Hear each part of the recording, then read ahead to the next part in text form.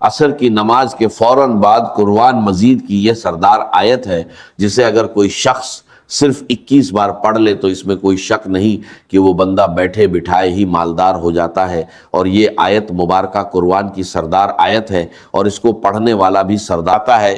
اور ایسی جگہوں سے رزق کا انتظام ہوتا ہے کہ پہلے دن ہی اس بندے کو وہاں سے رزق ملنے لگتا ہے جہاں اس کا گمان بھی نہیں ہوتا۔ اسی لیے جو لوگ مالدار ہونا چاہتے ہیں، اس عمل کے ذریعے، اس قرآنی سردار آیت کے ذریعے کئی لوگوں کے حالات بدلے ہیں، کئی لوگوں کی زندگیاں بدلی ہیں، کئی لوگوں نے ترقی پائی ہے، اور کئی لوگ جن کو ساری زندگی کچھ نہیں مل سکا تھا اور جو وظائف کر کر کے تھک چکے تھے، انہوں نے عصر کی نماز کے بعد اس کی تلاوت شروع کی، اور پھر ایسی جگہوں سے رزق کا انتظام ہوا کہ آج وہ لوگ جو غریبی کی زندگی گزار رہے تھے آج اتنے مالدار ہیں کہ لوگوں میں رزق تقسیم کر رہے ہیں۔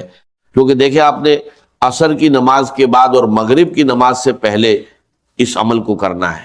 پھر اس کی برکتوں کے کیا کہنے، مغرب کی نماز کے فوراً بعد آپ کو اس عمل کی وہ برکتیں، معجزات، کرامات اور اللہ کی رحمتیں اور انوار و تجلیات بندے پر برسنا شروع ہو جاتے ہیں۔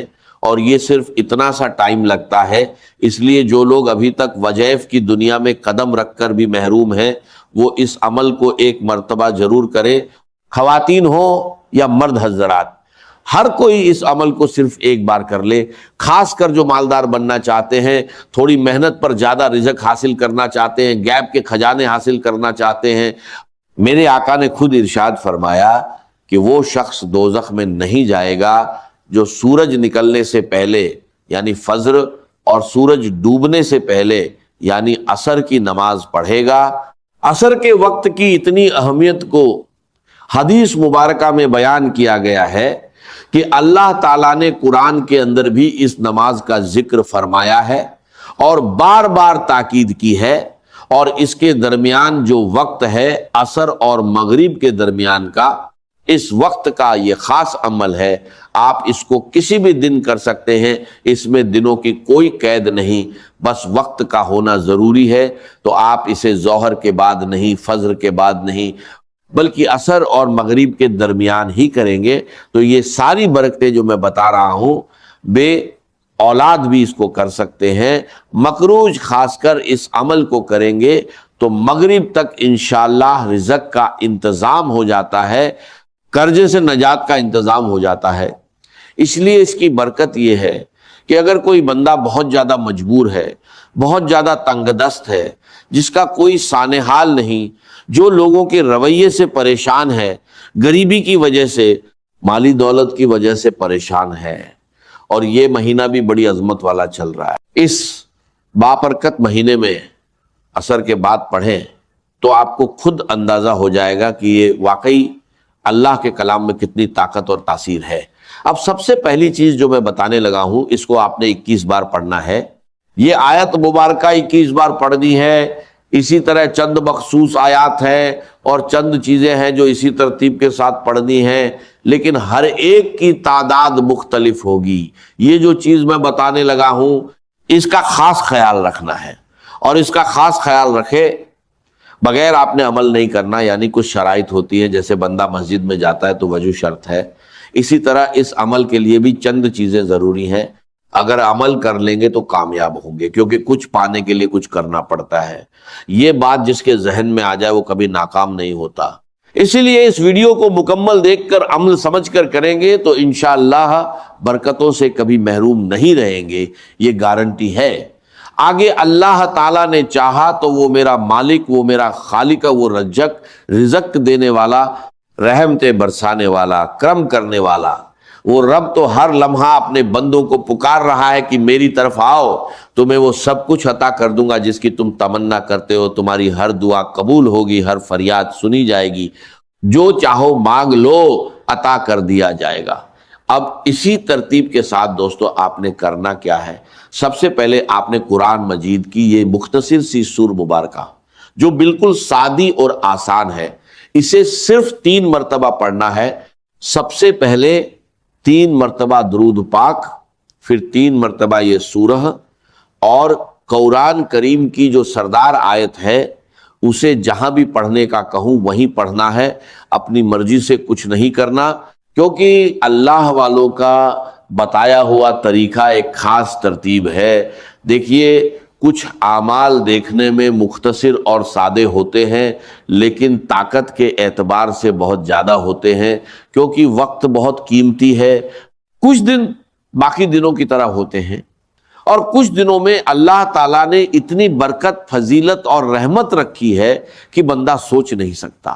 یہ وظیفہ دیکھنے میں مختصر ہے لیکن طاقت بہت بڑی ہے۔ بندے کی بیٹھے بٹھائے حاجتیں پوری ہوتی ہیں، مالدار، امیر، غریبی، تنگ دستی، تمام معاملات حل ہو جاتے ہیں۔ حضرت ابو بکر بن عمار بن ربیع نے اپنے والد سے روایت بیان کی کہ نبی علیہ السلام نے فرمایا، وہ شخص ہرگز آگ میں داخل نہیں ہوگا جو سورج نکلنے اور غروب ہونے سے پہلے کی نمازیں پڑھتا ہے، یعنی فجر اور عصر۔ اور بصرہ کے ایک آدمی نے شہادت دی کہ میں نے بھی یہ روایت سنی، حکیم الامت مفتی احمد یار خان نے اس حدیث کے اس حصے پر فرمایا کہ جب بندہ قبر میں جائے گا تو اسے عصر کا وقت ہی دکھائی دے گا، اس لیے عصر کے وقت خصوصاً اس نماز کی حفاظت کرو، اور اسی درمیانی وقت میں یہ خاص عمل کرنا ہے۔ جو لوگ پریشان ہیں کہ محنت تو بہت کرتے ہیں لیکن کمائی میں برکت نہیں، تو برکت اور کثرت دونوں اس ذریعے آئیں گی۔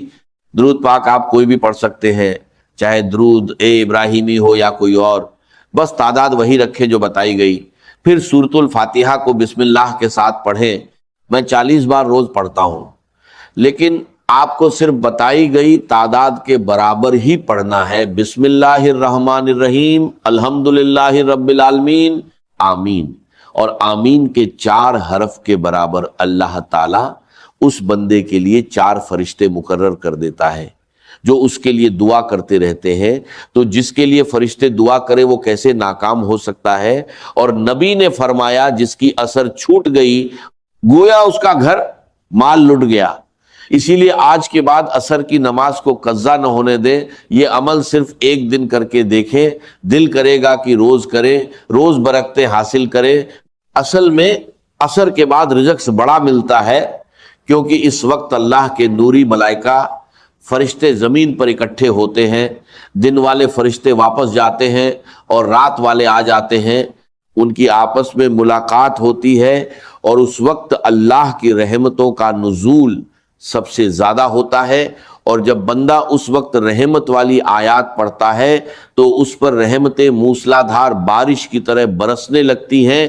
اسی لیے جو شخص ان نمازوں کا دھیان رکھے وہ جہنم میں نہیں جائے گا، اور جو نہ پڑھے اس کا سب کچھ برباد ہو جاتا ہے۔ اکثر دیکھا ہے لوگ نماز کے قریب نہیں آتے اور باقی سارے معاملات کرتے ہیں، پھر بربادیاں شروع ہوتی ہیں۔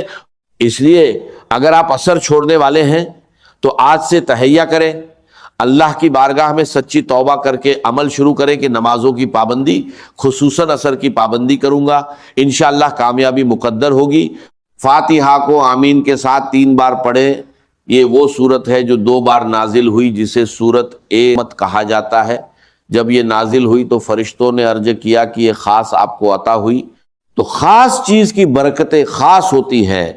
حضرت زریر بن عبداللہ فرماتے ہیں کہ حضور نے 14ویں رات کے چاند کی طرف دیکھ کر فرمایا کہ تم اپنے رب کو اسی طرح دیکھو گے بنا کسی مشقت کے، بشرطے تم نے فجر اور عصر پڑھنے میں کوتاہی نہ کی تو اللہ کی زیارت ہوگی۔ پھر حضور نے آیت تلاوت فرمائی اور نماز کی وصیت فرمائی، تو اس نماز کو اہمیت دیں۔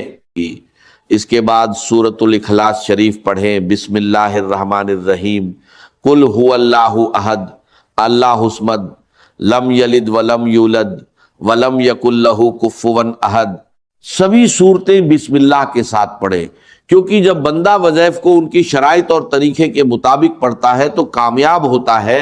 فاتحہ اور اخلاص پڑھنے سے اللہ ایک پورا قرآن پڑھنے کا ثواب دیتا ہے۔ 300 شہیدوں کے برابر ثواب لکھا جاتا ہے، رزق بڑھتا ہے، معاملات حل ہوتے ہیں، پریشانیاں ختم ہوتی ہیں، دکھ مصیبت سے نجات ملتی ہے۔ یہ ساری برکتیں اس عمل سے ملیں گی، اور یہ مہینہ بڑا خاص ہے۔